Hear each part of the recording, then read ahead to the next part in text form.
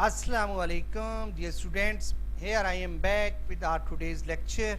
Well, student, continuing with our second year English prose. It's chapter 1, and we are about to start our lecture 4 with the prose book 2. Well, student, we are going through the dying sun.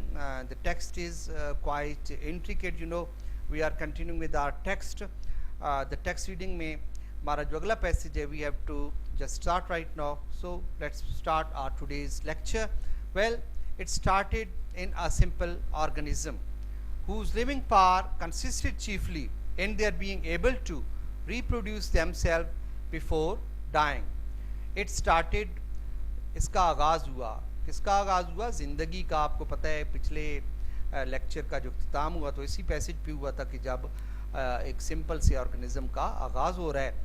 तो it started, इसका आगाज़ हुआ है ना simple organism. Organism mean living being, जानदार. यानी ज़िंदगी का आगाज़ जो है वो एक सादा से जानदार की शक्ल में हुआ. whose living power consisted chiefly in their being able to reproduce themselves before dying.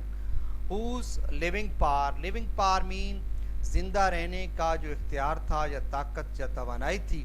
consisted, contained, मुश्तमिल थी.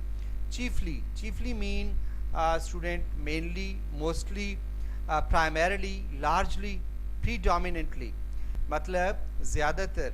जिनके ज़िंदा रहने का इख्तियार जो था या ताकत जो थी वो ज़्यादातर मुश्तमिल था इन देयर, उनके बीइंग एबल, इस काबिल होने के, टू रिप्रोड्यूस मीन रिक्रिएट, दोबारा पैदा होना, पैदा करना, देमसेल्फ, खुद को, बिफोर डाइंग, मरने से पहले.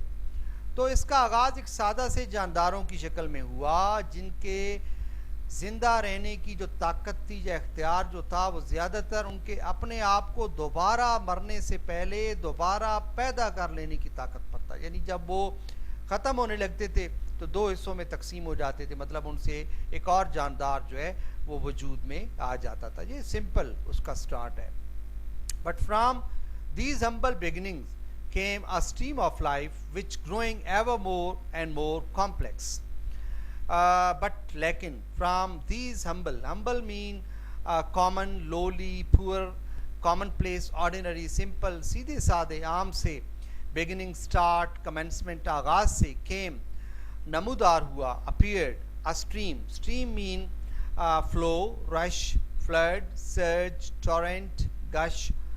एक धारा का आगाज़ हुआ ऑफ लाइफ, ज़िंदगी के, विच जो ग्रोइंग, बढ़ता गया, एवर मोर, कहीं ज़्यादा, हमेशा से पहले. तो हमारा पहला एहसास जो है वो कुछ खौफ जैसा एहसास हमें पैदा होता है. हम जब कायनात के बारे में सोचते हैं, उसके मकसद के बारे में सोचते हैं.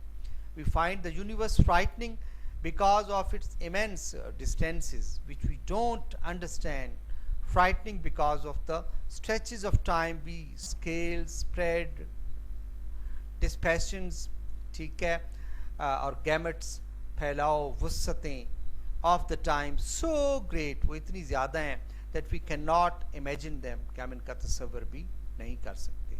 बड़ी एक गहरी बात उसने की है कि हमें ये कायनात करेंगे